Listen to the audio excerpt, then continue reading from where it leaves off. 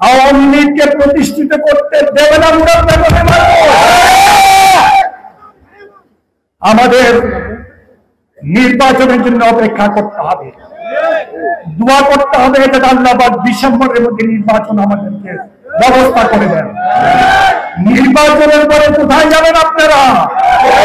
ইনশাআল্লাহ বিএনপি ক্ষমতায় আসবে, আমাদের বিএনপি ক্ষমতায় আসবে, ইনশাআল্লাহ ক্ষমতায় আসবে, কেউ উঠতে পারবে না। আপনাদেরকে বেশি বেশি করে দোয়া করতে হবে। আল্লাহ পাক যেভাবে হাসিনা সরকারকে আমাদের থেকে বিদায় করে দিয়েছেন, তেমনি ভাবে আল্লাহ পাক আমাদেরকে একটা সুষ্ঠু সুন্দর নির্বাচনের ব্যবস্থা করে দেন। আপনারা রাজি আছেন? সবাই কারা কারা রাজি আছেন? আপনারা সবাই আল্লাহর কাছে দোয়া করবেন একটা সুষ্ঠু নির্বাচনের জন্য। আর বিশেষ করে আমাদের রাষ্ট্রপতি,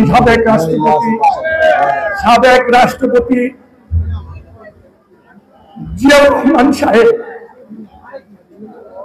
আমার মনে হয় উনি যদি জীবিত থাকতেন, উনাকে পায়ে ধরে সালাম করলে আমার ভালো লাগতো।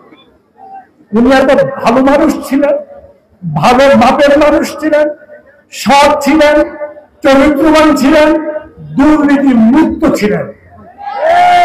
উনার আদর্শে যদি আমরা বিশ্বাস করি বিএনপির নেতা কর্মীরা, ইনশাআল্লাহ আমাদের বিরুদ্ধে কারোর কোনো ক্ষোভ থাকবে না।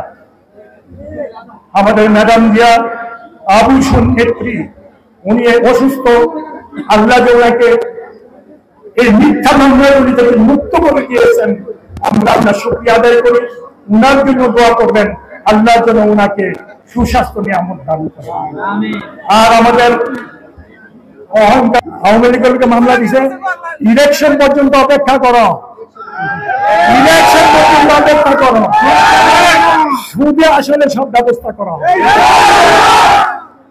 তোমরা আমার ভাই, তোমরা আমার কলিজার টুকরা, তোমরা আমার জন্য দোয়া করো।